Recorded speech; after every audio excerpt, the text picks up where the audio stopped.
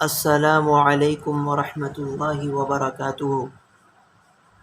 عزیز طالبات، امید ہے آپ سب خیر و عافیت کے ساتھ ہوں گے اور آپ نے کل گزشتہ سبق ذہن نشین کر لیا ہوگا۔ آج ہم اپنی کتاب تفسیر جلالین کا 5واں سبق پڑھیں گے اور آج سورۃ البقرہ کی آیت نمبر 25 سے اپنے سبق کا آغاز کریں گے۔ اللہ رب العزت سے دعا ہے اللہ تعالی ہمیں صحیح معنوں میں کلام پاک سے تعلق نصیب فرمائیں اور اس کے معانی اور مفاہیم کو سمجھنے کی اور دوسروں تک پہنچانے کی توفیق عطا فرمائیں، اور ہمارے اس تعلیم و تعلم کے سلسلے کو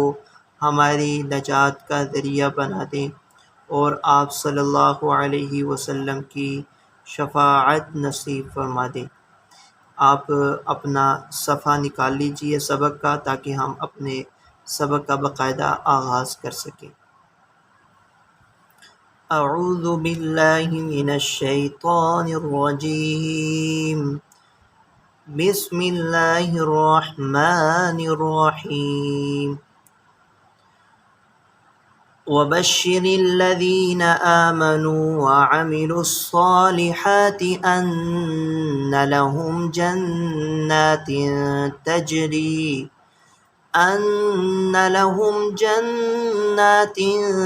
تجری من تحتها الأنهار كلما رزقوا منها من ثمرة رزقا قالوا هذا الذي رزقنا من قبل وأتوا به متشابها وَلَهُمْ فِيهَا أَزْوَاجٌ مُطَهَّرَةٌ وَهُمْ فِيهَا خَالِدُونَ۔ پہلے آیت کا ترجمہ دیکھ لیں۔ اور آپ بشارت دے دیجئے ان لوگوں کو جو ایمان لے آئے اور نیک اعمال کرتے رہے، أَنَّ لَهُمْ جَنَّاتٍ، بے شک ان کے لیے وہ باغات ہیں، تجری من تحتها الانہار، جن کے نیچے سے نہریں جاری ہوں گی، جن کے نیچے سے نہریں بہتی ہوں گی۔ کلما رزقوا منہا، جب کبھی ان باغات کے پھلوں سے ان کو رزق پیش کیا جاتا ہے، قالوا، تو وہ کہتے ہیں، ھذا الذی رزقنا من قبل، کہ یہ تو اس پھل کی طرح ہے اس سے پہلے جو ہمیں بطور رزق پیش کیا گیا تھا۔ وَأُتُوا بِهِ مُتَشَابِهًا، اور حقیقت یہ ہے کہ ان کو اس کے رنگ اور ذائقے کے مشابہ رزق اور کھانا پیش کیا گیا تھا۔ وَلَهُمْ فِيهَا أَزْوَاجٌ مُطَهَّرَةٌ، اور ان کے لیے ان باغات میں اور ان کے لیے اس جنت میں ازواج، جوڑے ہیں، پاکیزہ ہیں، پاک ہیں، صاف ہیں، وَهُمْ فِيهَا خَالِدُونَ، اور وہ ان باغات میں ہمیشہ رہیں گے۔ مفسر نے جو تفسیری نکات بیان کیے ہیں اب ہم وہ دیکھ لیتے ہیں۔ بسم اللہ الرحمن الرحیم۔ وبشر ای اخبر، مفسر علامہ جلال الدین سیوطی نے بشر کی تفسیر کی ہے اخبر کے ساتھ۔ بشر بشارت سے ماخوذ ہے، یہ صیغہ واحد مذکر حاضر باب تفعیل سے امر کا صیغہ ہے۔ بشر یبشر تبشیرا فہو مبشر، تو صیغہ امر ہے بشر، آپ بشارت دے دیجئے۔ بشارت کا معنی کیا ہے؟ اس میں ایک رائے علامہ زمخشری کی ہے اور ایک رائے علامہ سیبویہ کی ہے۔ علامہ سیبویہ کی رائے یہ ہے کہ بشارت وہ ایسی خبر جس کو سن کر فوری طور پر انسان کا ظاہری بدن متاثر ہو جائے، خواہ وہ خبر خیر کی ہو یا شر کی ہو۔ یعنی علامہ سیبویہ کے نزدیک بشارت عام خبر کو کہتے ہیں۔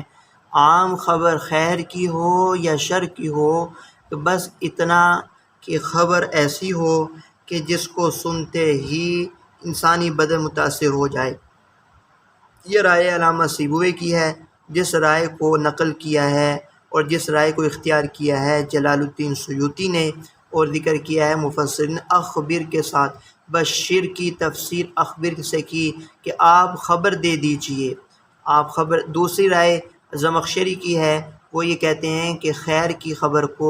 کے لیے بشارت کا لفظ استعمال ہوتا ہے۔ بشارت کا لفظ خیر کی خبر کے لیے ہی مستعمل ہے، موضوع ہے۔ ہاں، کہیں طنز اور توبیخ کے لیے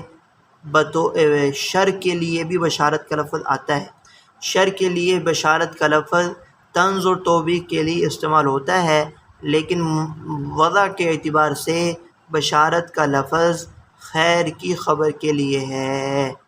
بہرحال جلال الدین سیوطی نے سیبویہ کی رائے کو لیا اور فرمایا کہ اخبر، آپ خبر دے دیجئے، الذین آمنوا ای صدقوا باللہ، یعنی یہاں علامہ جلال الدین سیوطی نے ایمان کی تعریف کی اور ایمان کی حقیقت کو بیان کیا کہ ایمان نام ہے تصدیق قلبی کا نام، ایمان نام ہے تصدیق قلبی کا، کہ جو کہ جمہور متکلمین اور احناف کا مذہب ہے۔ متکلمین میں ابو منصور ماتریدی ہیں اور ابو الحسن اشعری ہیں، اور احناف ان کا مذہب یہی ہے کہ ایمان فقط تصدیق قلبی کا نام ہے۔ ہاں، ارکان اعمال بالارکان اور اقرار باللسان یہ ایمان کی حقیقت کی شرط ہیں، یہ بطور شرط ہیں، ایمان کی تعریف میں داخل نہیں ہے۔ ایمان نام ہے تصدیق قلبی کا، کہ جس کو علامہ مفسر جلال الدین سیوطی نے ذکر کیا کہ ایمان نام ہے تصدیق باللہ کا، صدقوا باللہ، کہ جو اللہ کی ذات پر ایمان لے کر آئے، اللہ کی ذات کی تصدیق کی، وعملوا الصالحات، اور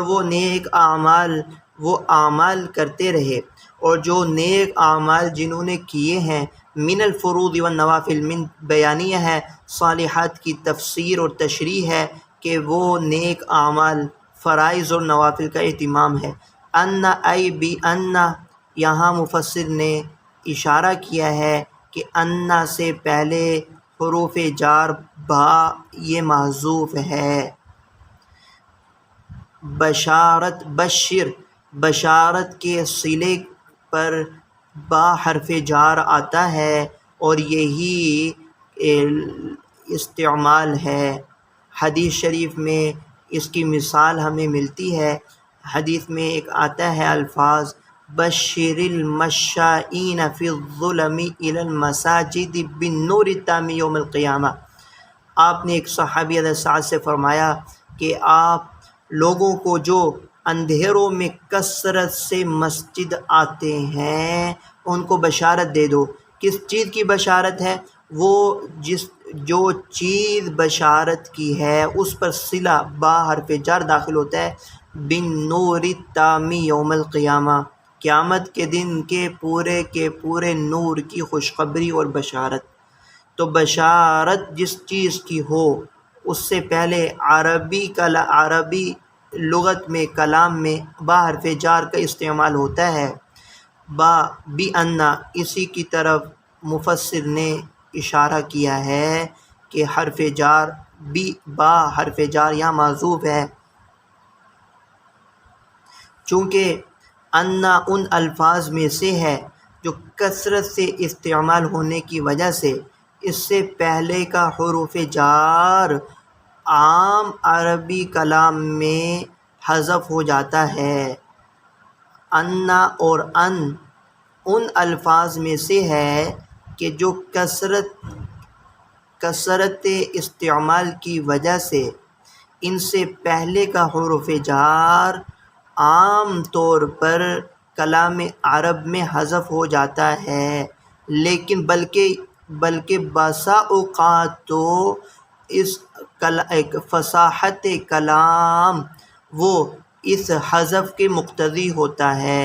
یہاں پر بھی کلام کی فصاحت و بلاغت مقتضی ہے کہ حرف جار کا حذف ہو، اس لیے یہاں حرف جار کو حذف کر دیا گیا ہے۔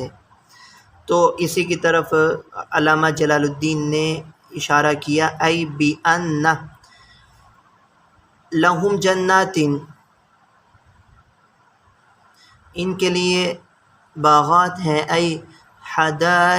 حدائق ذات شجرۃ، حدائق ذات شجر و مساکن۔ علامہ جلال الدین سیوطی نے ان الفاظ سے جنات کے معنی کی تفسیر کی، توضیح کی کہ جنت اس باغ کو کہتے ہیں جو صرف باغ ہی نہ ہو بلکہ اس میں رہائش کا بھی پورا نظم موجود ہو، درخت اور محلات ہوں۔ تو جنات ای حدائق ذات شجر کے درختوں والا باغ، و مساکن اور مکانات ہیں، ان کے لیے پورا کا پورا نظم آسائش کا، رہائش کا موجود ہے، ان کے لیے باغات ہیں درختوں والے اور رہائش والے۔ تجری من تحتہا ای تحت اشجارہا و قصورہا، کہ ان باغات کے نیچے سے جاری ہیں، ای تحت اشجارہا و قصورہا، یہاں تحت اشجارہا و قصورہا ان درختوں اور ان محلات کے نیچے سے نہریں بہتی ہیں، نہریں جاری ہوتی ہیں۔ یہاں علامہ جلال الدین سیوطی نے یہ عبارت لا کر یہ بتایا کہ باغ کے نیچے سے نہریں کا جاری ہونا حقیقت نہیں بلکہ مجاز ہے۔ باغات کے نیچے سے نہروں کا جاری ہونا، بہنا، یہ حقیقت نہیں بلکہ مجاز ہے، کیونکہ باغات کے اندر نہریں بہتی ہیں، باغات کے نیچے نہیں نہریں بہتی۔ باغات کے اندر نہریں چلتی ہیں، باغات کے نیچے نہیں نہریں بہتی، بلکہ در حقیقت تو درختوں اور مکانات اور محلات کے نیچے نہریں جاری ہوتی ہیں۔ تو اس لیے علامہ جلال الدین نے تحت اشجارہا و قصورہا، ان باغات کے درختوں اور محلات کے نیچے نہریں جاری ہوں گی۔ الانہار ای المیاہ فیہا، الانہار ای المیاہ فیہا، یعنی انہار، نہر تو وہ چیز کہلاتی، وہ جگہ ہے جہاں پانی بہے، جاری ہو، اس کو نہر کہتے ہیں، وہ جگہ ہے۔ تو علامہ جلال الدین سیوطی نے المیاہ فیہا سے اس بات کی تشریح کی ہے کہ نہر بول کر پانی مراد ہے، کیونکہ نہر میں بہنے کی سکت نہیں، پانی میں بہنے کی سکت ہوتی ہے۔ تو نہریں نہیں جاری ہوں گی بلکہ نہروں میں پانی جاری ہوگا، کہ بے شک وہ ایمان والے، نیک اعمال والے، ان کے لیے ایسے باغات ہیں جن میں رہائش ہے، اور ایسے ان باغات اور ان محلات اور ان درختوں کے نیچے سے پانی والی، شہد والی، دودھ والی، شراب والی نہریں جاری ہوں گی، دودھ والی، شراب والی، پانی والی، شہد والی نہریں جاری ہوں گی۔ جیسے کہ ایک دوسری صورت میں اللہ رب العزت نے فرمایا ہے، سورہ محمد کے اندر ان چاروں نہروں کا ذکر ہے، انہار من ماء غیر آسن و انہار من خمر لذۃ للشاربین و انہار من عسل مصفی ولہم فیہا ازواج مطہرہ۔ اور اسی طرح ایک رہ گئے، انہار من ماء غیر آسن و انہار من لبن لم یتغیر طعمہ، کہ پانی کی نہر کہ جس کا رنگ نہیں خراب ہوگا، وَأَنْهَارٌ مِّن لَبَنٍ لَّمْ يَتَغَيَّرْ طَعْمُهُ، دودھ کی نہر جس کا ذائقہ نہیں متغیر ہوگا، وَأَنْهَارٌ من خمر لذۃ للشاربین، اور شراب کی نہر پینے والے کو ذائقہ دار محسوس ہوگی، وَأَنْهَارٌ من عسل مصفى صاف شفاف، شراب کی نہر ہوگی،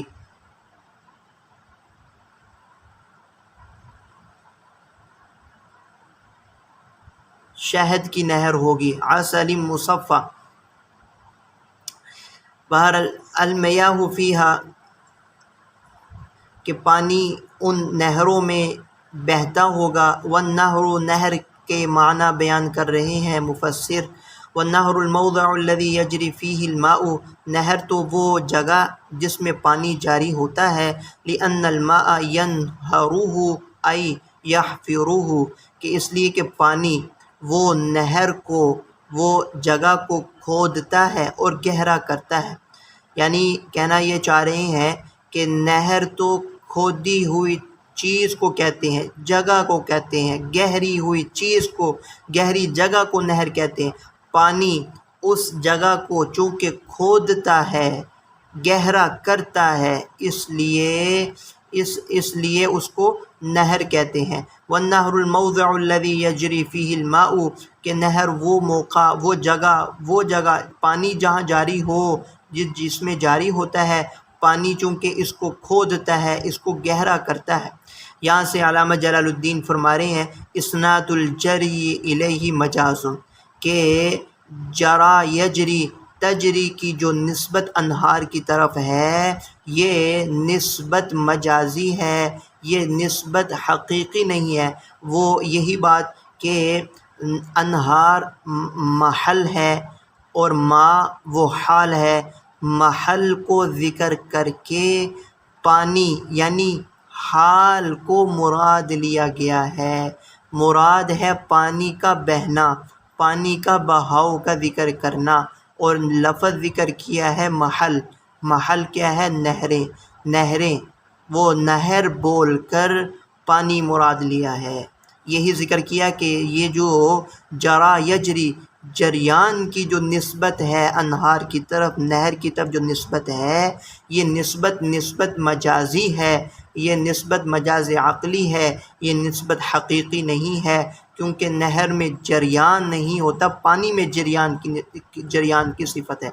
کلما رزقوا منہا ای اطعموا من تلک الجنات، یعنی جب کبھی من تبعیضیہ ہے، من تلک الجنات، ان باغات میں سے ان کو جب کبھی کھانا پیش کیا جائے گا، من ثمرۃ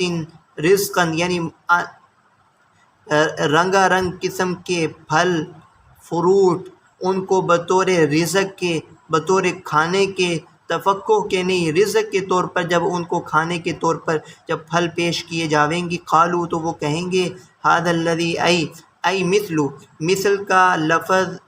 مفسر لے آئے، اس میں اشارہ اور وضاحت اس بات کی ہے کہ بعینہ وہ نہیں ہوگا جو اس سے پہلے وہ کھا چکے ہیں، مطلب ان کا بھی یہی ہوگا کہ یہ جو پھل ذائقے اور رنگ میں اس سے پہلا ہوا پھل اور ذائقے اور رنگ میں ایک جیسا ہے، مثل ہے، رنگ اور ذائقے میں ایک جیسا ہے۔ یہ مثل کے معنی، یہ مثل والا لفظ، یہ اس بات کا یعنی اس کا قرینہ آگے موجود ہے۔ قالوا ھذا الذی ای مثل الذی، وہ حضرات، وہ جنت والے یہ کہیں گے ھذا مثل الذی، یہ تو اسی ہی کے مثل ہے، رزقنا من قبل ای قبلہ فی الجنہ، کہ یہ تو اسی ہی کے مثل ہے جو ہم کو اس سے پہلے جنت ہی میں بطور رزق کے پیش کیا گیا۔ لتشابہ ثمارہا،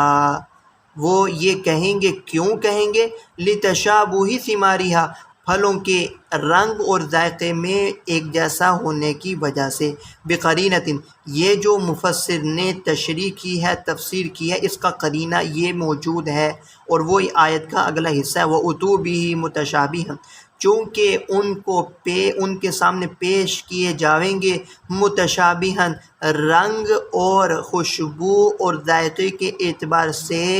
مشابہ قسم کے پھل پیش کیے جاویں گے، جویعوا بالرزق پیش کیے جاویں گے رزق کو ان کے سامنے پیش کیا جاوے گا، لایا جاوے گا متشابہن یشبہ بعضہ بعضا لونا ویختلف طعما کہ ایک دوسرے سے رنگ میں تو مشابہ ہوں گے لیکن ذائقہ مختلف ہوگا، یعنی کہ رنگ اور خوشبو میں تو وہ ایک مشابہ ہوں گے اور اس کو دیکھ کر وہ یہ کہیں گے کہ اس سے پہلے ابھی ہمیں اسی ہی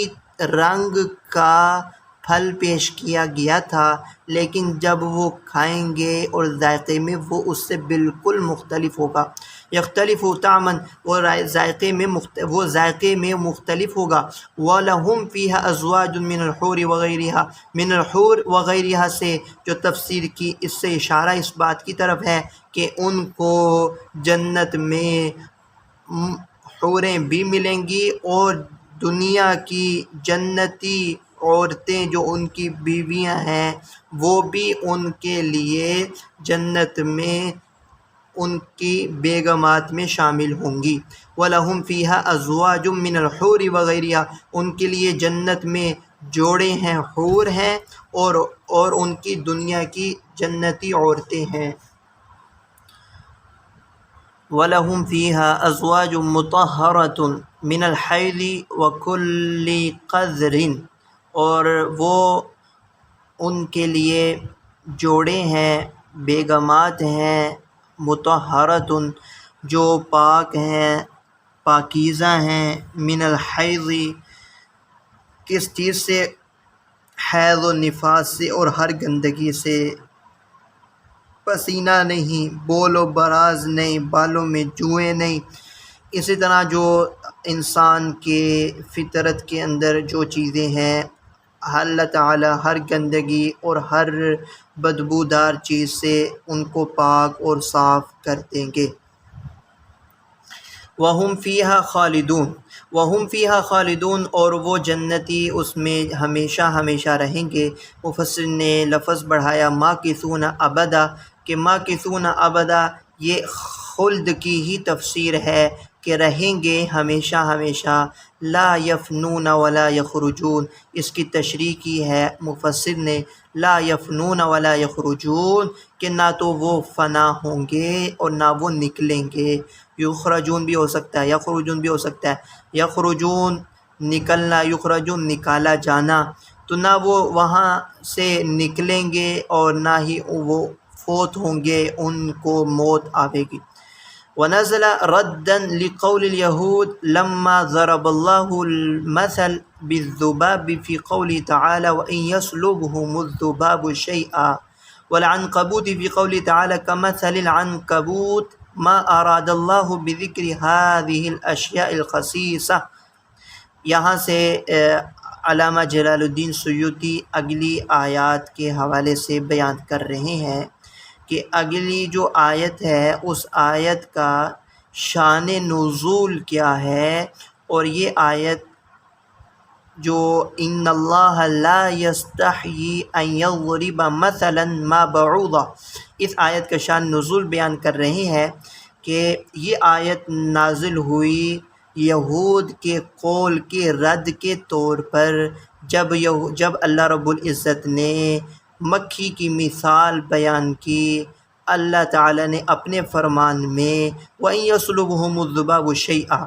کہ یہ سورۃ الحج کی آیت ہے، وَإِن يَسْلُبْهُمُ الذُّبَابُ شَيْئًا یا ایہن پوری آیت شروع سے یوں ہے، اللہ رب العزت مکھی کی مثال بیان کرتے ہیں، یا ایھا الناس ضرب مثل فاستمعوا له اے انسانوں تمہارے لیے ایک مثال بیان کی جاتی ہے، غور سے سنو، وَإِن يَسْلُبْهُمُ الذُّبَابُ شَيْئًا لَا يَسْتَنقِذُوهُ مِنْهُ۔ آیت دوبارہ سن لیں، یا ایھا الناس ضرب مثل فاستمعوا له ان الذین تدعون من دون اللہ لن یخلقوا ذبابا ولو اجتمعوا لہ، کہ اللہ تعالیٰ فرما رہے ہیں اے انسانوں تمہارے لیے مثال بیان کی جا رہی ہے، اس کو غور سے سنو۔ ان الذین تدعون من دون اللہ، کہ جن کو تم ما سوا اللہ کے پکارتے ہو، لن یخلقوا ذبابا، وہ تو ایک مکھی بھی پیدا نہیں کر سکتے اگرچہ سب اکٹھے ہو جائیں۔ وَإِن يَسْلُبْهُمُ الذُّبَابُ شَيْئًا لَا يَسْتَنقِذُوهُ مِنْهُ، اور اللہ تعالیٰ فرما رہے ہیں مکھی پیدا کرنا تو بہت دور ہے، اگر مکھی ان کے کھانے میں سے کوئی چیز اٹھا کر لے جائے، لا یستنقذوہ من، تو وہ اس کو بھی نہیں لے آ سکتے۔ تو اس میں اللہ رب العزت نے مکھی کو بطور مثال ذکر کیا۔ سورۃ الحج کی آیت ہے وَالْعَنْكَبُوتِ فِي قَوْلِ تَعَالَى كَمَثَلِ الْعَنْكَبُوتِ، اور سورۃ العنکبوت کے اندر اللہ رب العزت نے یہ مثال بھی بیان کی، کمثل العنکبوت، مکڑی کی مثال بیان کی۔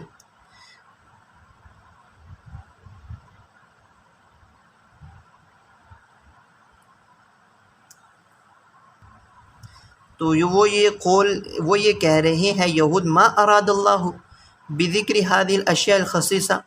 کہ اللہ تعالیٰ کا ان گھٹیا اشیاء کو ذکر کرنے سے معاذ اللہ کیا ارادہ ہے،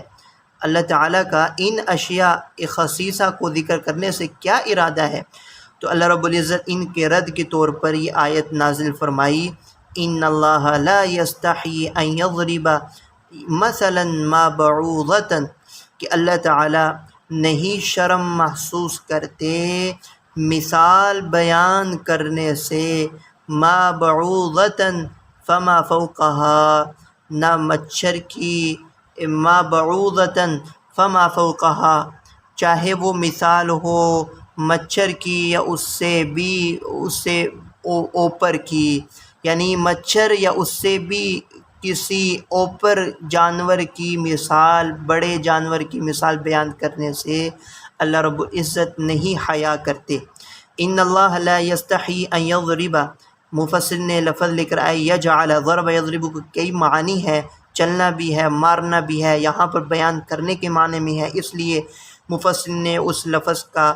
معنی بیان کیا یجعل مثلا۔ یہاں پر مفسر نے ترکیبی حالت بیان کی، لفظی ترکیب بیان کی کہ مثلا مفعول اول ہے، فعل کا مفعول اول ہے، کہ بے شک اللہ تعالیٰ نہیں حیا کرتے مثال بیان کرنے سے، ما بعوضۃ، ما نکرۃ موصوفۃ بما بعدها مفعول ثانی، یہ ایک ترکیبی حالت بیان کی کہ ما نکرہ موصوفہ ہے، ما بعد اس کی صفت ہے، اور یہ مفعول ثانی ہے، ما مفعول ثانی ہے، ای مثل کانا، کہ جو بھی مثال ہو، اگر یہ ما نکرہ موصوفہ ہو ما بعد کے لیے تو یہ ترجمہ ہوگا ایو مثل کانا، جو مثال بھی ہو اس کو بیان کرنے سے اللہ رب العزت نہیں شرم محسوس کرتے۔ دوسرا او زائدہ، دوسرا ما کی ترکیبی حالت بیان کی کہ یہ ما زائدہ ہے۔ یہ ما پہلی ترکیبی حالت یہ بیان کی تھی کہ ما نکرہ موصوفہ ہے اور ما بعد اس کی صفت ہے، اور یہ نکرہ موصوفہ صفت سے مل کر مفعول ثانی ہے، یہ ایک ترکیبی حالت تھی۔ دوسری ترکیبی حالت یہ بھی بیان کی کہ یہاں ما زائدہ ہے، یہاں زائدہ ہے تو اشکال ہوتا ہے کہ کلام پاک کے اندر حروف زائدہ ہے، تو حرف زائد تو ہیں لیکن حرف زائد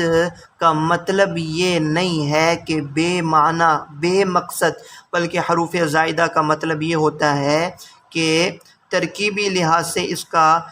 یعنی کوئی ترکیب نہیں ہے، لیکن حسن کے اعتبار سے اور مزید حکمتوں کے اعتبار سے اس میں کئی پہلو اور خوبصورتی موجود ہے، اور اس کو ذکر کیا مفسر لتاکید الخصہ فما بعدها المفعول الثانی، لتاکید الخصہ، یہ خصاصت کی تاکید کے طور پر ہے، یہ ما زائدہ تو ہے لیکن اس گھٹیا پن کو بطور تاکید کے ذکر کرنے کے لیے اللہ رب العزت نے بیان کیا۔ فما بعدها المفعول الثانی، پس اس کے جو ما اگر ما زائدہ ہو تو ما بعد مفعول ثانی ہوگا، یعنی اگر ما ترکیبی اعتبار سے ما زائدہ لیں تو بعوضتاً مفعول ثانی ہوگا، اور اگر ہم ما کو نکرہ موصوفہ لیں تو پھر ما بعوضتاً یہ ما موصوفہ صفت سے مل کر پھر پورا مفعول ثانی بنے گا۔ بعوضتاً مفرد البعوض، یہ بعوضہ جمع ہے، بعوض اس کی مفرد آتی ہے، بعوضتاً مفرد البعوض، بعوض کا مفرد ہے بعوضتاً، بعوض جمع ہے اور بعوضتاً یہ مفرد ہے، یہ مفرد کا صیغہ ہے بعوضہ، مفرد البعوض وہو صغار البقی، اور وہ چھوٹا سا مچھر، بعوضتاً صغار البقی،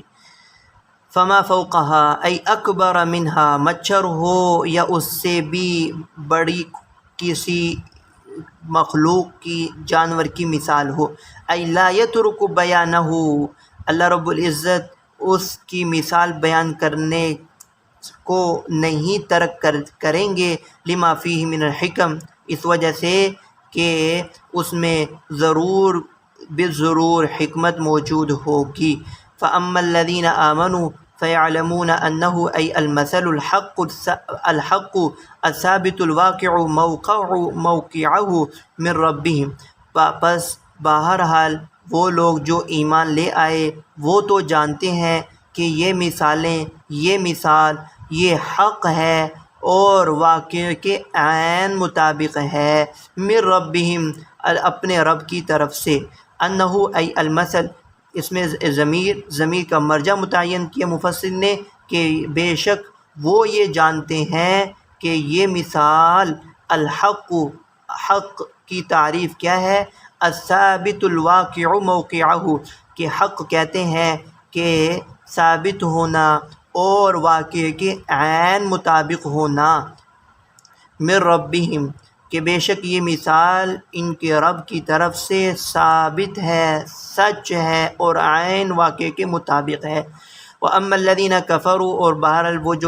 جو لوگ کافر ہیں، فَيَقُولُونَ، وہ تو یہ کہتے ہیں، ماذا اراد اللہ بہذا مثلا، کہ اللہ تعالیٰ کا اس مثال کے ذریعے سے اذرو مثال کے کیا ارادہ ہے۔ یہ تمییز، یہ ترکیبی حالت بیان کی کہ مثلاً ترکیبی لحاظ سے مثلاً تمییز ہے، ای بہذا المثل، کہ ہذا یہ اس میں اشارہ ہے اور مشار الی المثل ہے کہ